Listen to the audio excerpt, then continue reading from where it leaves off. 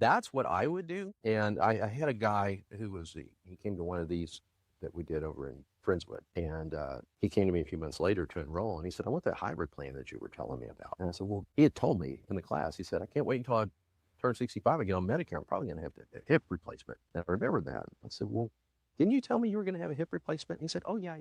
I banked the $2,800. I banked it for this year and I banked it for next year too. And I said, well, why do you want to do that if you're going to have, you're going to have to pay that right out of the chute? And he said, because I've got the money now. And the thing I know is that my 75-year-old self wants to keep his monthly obligations as low as possible. Hey, you're really smart. That's a really good decision. Now, if you said, I've got cancer, I've got an active diagnosis of cancer, or I've got some chronic issue where I'm going to be a frequent flyer at the doctor's office, then I'm going to say go with the standard Plan G.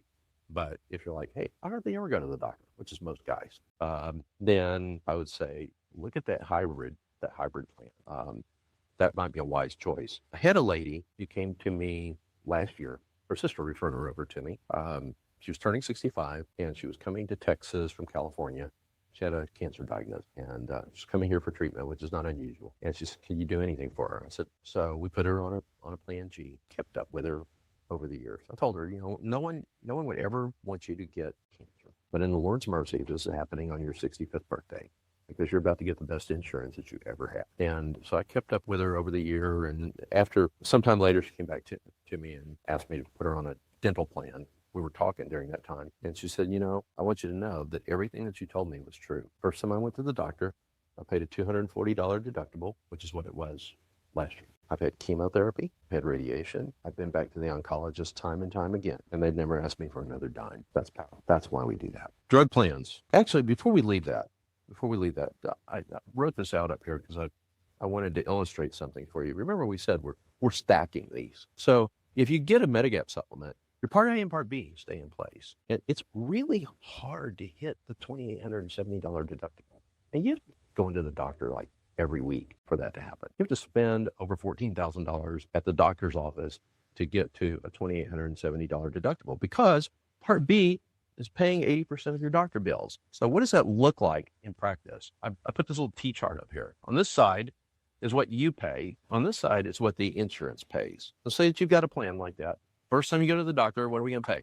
$257 Part B deductible on outpatient servicing. Doesn't include the hospital. This is just outpatient stuff. Next time you get insurance is paying zero. Next time, let's say that your doctor visit costs $250. That's a pretty expensive doctor visit. It makes for easy math. You go to the doctor again, you pay 20%. So you're only paying $50 to go to the doctor. Insurance is paying $200. Then you have to go to the hospital. $1,676.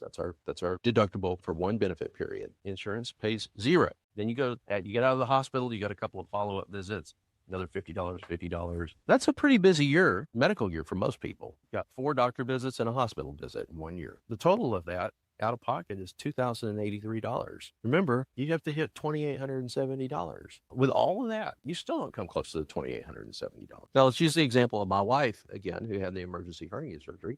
She had gone to the doctor zero the year before, so $2,870 would have been inconsequential to me. She didn't go to the doctor at all. It didn't cost me anything. She hadn't been to the doctor at all this year.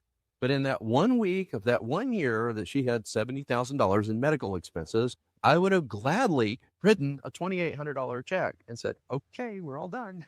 This is good. Best deal ever. Just wanted you to kind of see, sometimes that's confusing for people. All right, let's talk about drugs. You're going to need to have a Part D drug plan on either one of these. So here, Part D is bundled with the Advantage plan. Here, it's a standalone. Most Part D drug plans run between $50 and $100. So it depends on what your drug needs are. We're going to really get into that. If you got very low drug needs, I will show you how to enroll in a Part D plan that won't cost you anything. So there's a lot of spread in here as to what sort of Part D solution that you might need. And we're going to get into that in a minute. Also, there's no dental, vision, and hearing on this side. Now, most people, I think the wisest choice is going to be just to pay cash. I sell this stuff. And I've never seen a vision hearing that I thought was a good deal. I've never seen a hearing plan that I thought was really good. And most dental plans, I don't think are a really good deal. They're dollar swapping. You're paying $1 in premiums to get $1 in benefits. So why not just keep your own money? And if you go to the doctor or you go to well, it could be the doctor, it could be the dentist, either one. We pay cash for a lot of stuff. You go to the dentist and you say, I'm paying cash. They're going to say, oh, you get the special deal today. You get the cash price today. And you're like, hey, I saved all those premiums I could have been paying. Now, if you've got big dental issues, you're like, hey, I got a mouthful of caps that are all falling out. I know I'm going to have thousands of dollars worth of dental work coming up.